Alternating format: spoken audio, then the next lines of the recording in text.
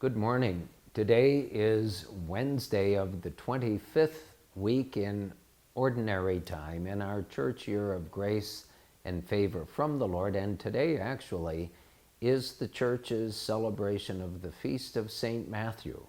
Certainly one of the 12 apostles chosen directly by Jesus, and also the author of the first of the four Gospels. From the Gospels, we learn that Matthew was a tax collector, probably one of the most hated people in Israel in the time of our Lord that you could possibly be. I think tax collectors were hated almost more than the Roman occupiers of the Holy Land at that time, because they extracted and worked really for the emperor.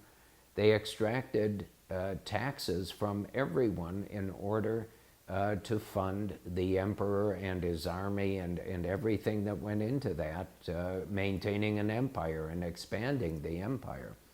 So it's reasonable to conclude that Matthew wasn't a favorite person of pretty much anyone in Israel, and yet it's Jesus who calls Matthew to be his disciple, and it's Matthew himself in his gospel who describes that call. He was sitting actually in the tax booth, more like a table of sorts, where everyone was brought forward by the Roman soldiers in order to pay taxes, and if they didn't pay taxes, the tax collector was qualified to give them a punishment. It was usually being thrown in jail.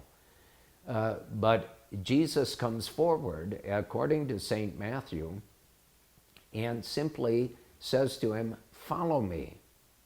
And as Matthew describes this, it's amazing, and it reveals to us the power of the presence of Jesus in Matthew's life. And that same presence is in our lives as well, if we care to pay attention. But Matthew says as soon as Jesus calls him, he stood up and left everything and followed him.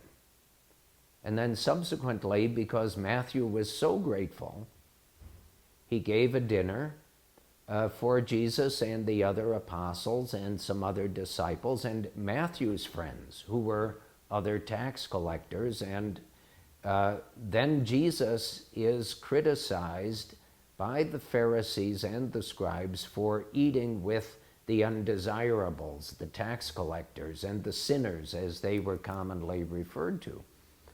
And we see this often enough in the Gospels about Jesus and with whom he associates. But it's a lesson for us, most especially in our relationship with the Lord himself. Note, Jesus seeks out Matthew. When we read the other Gospels, and there are several stories in each of the Gospels, Jesus is specifically seeking out others whom society doesn't really think too much of. But Jesus seeks them out and changes their lives immediately for the better. Another good example, besides Matthew, is Zacchaeus, the chief tax collector, he's very short in stature. He climbs a tree in order to see Jesus pass by. Jesus stops right there and says to him, "Zacchaeus, come down. I must eat with you today." And Zacchaeus' life, according to the gospel, is forever changed. Matthew writing about his own conversion, and no doubt it was total and complete from that moment on. But note how the presence of Jesus in the lives of these people, and especially as the large crowds who followed Jesus, why would they follow him? There was something about Jesus that was magnetic. He attracts people to him, and they are changed, and changed for the better.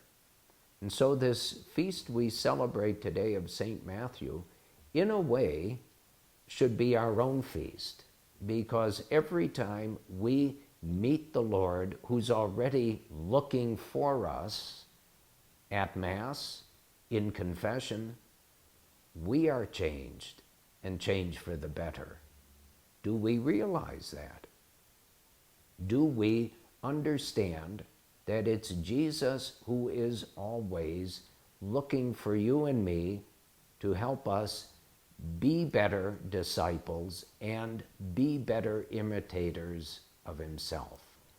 And so on this feast of St. Matthew, the apostle and evangelist and martyr, let us thank God for this great gift to the church in the person of St. Matthew.